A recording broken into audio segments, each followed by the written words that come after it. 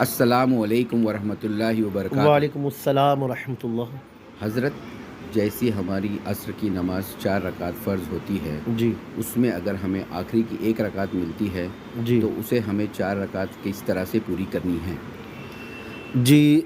अब देखिए, अगर आपको एक ही रकात मिली है और आपकी 3 रकात रह गई, जी, तो अब जैसे ही आप एक आखिरी रकात में शामिल हुए, जी, तो अत्तहियात पढ़ के आपको खामोश रहना है।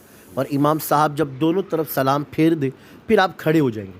लेकिन जब आप खड़े होंगे तो आप सना से स्टार्ट करेंगे, सना पढ़ेंगे, फिर उसके बाद तऊज़ तस्मिया, फिर सूरह फातिहा, फिर कोई सूरह आप मिलाएंगे, फिर रुकू करेंगे, फिर 2 सजदा, फिर आप बैठ जाएंगे। ये आपकी दूसरी रकात होगी। मतलब आपको अब अत्तहियात में बैठना होगा, लेकिन आपको सूरह फातिहा भी पढ़ना है मुकम्मल और सूरह भी मिलाना होगा।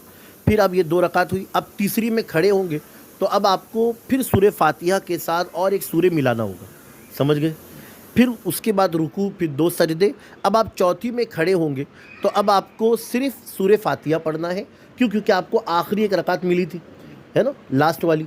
तो आपको गोया एक थर्ड रकात वो आपकी छूट गई थी, है ना, मतलब जो बग़ैर सूरह फातिहा के साथ वाली जो सूरह वाली होती है वो आपकी छूट गई थी। तो अब आपने 2 रकात जो पढ़ना है वो सूरह फातिहा के साथ सूरह मिलाना है। और जो आखिर में खड़े होंगे तो आपको सिर्फ सूरह फातिहा पढ़ना है। उम्मीद है आप समझ गए होंगे। यानी आप जैसे ही खड़े होंगे तो अब आपको सूरह फातिहा और सूरह मिलाना है, फिर रुकू सरदा करना है, फिर कायदा में बैठना है। फिर आप खड़े होंगे, फिर सूरह फातिहा, फिर सूरह मिलाना है। फिर उसके बाद जब फिर खड़े होंगे तो सिर्फ सूरह फातिहा पढ़ना है। तो ये इस तरह आपको 3 रकात मुकम्मल करना है।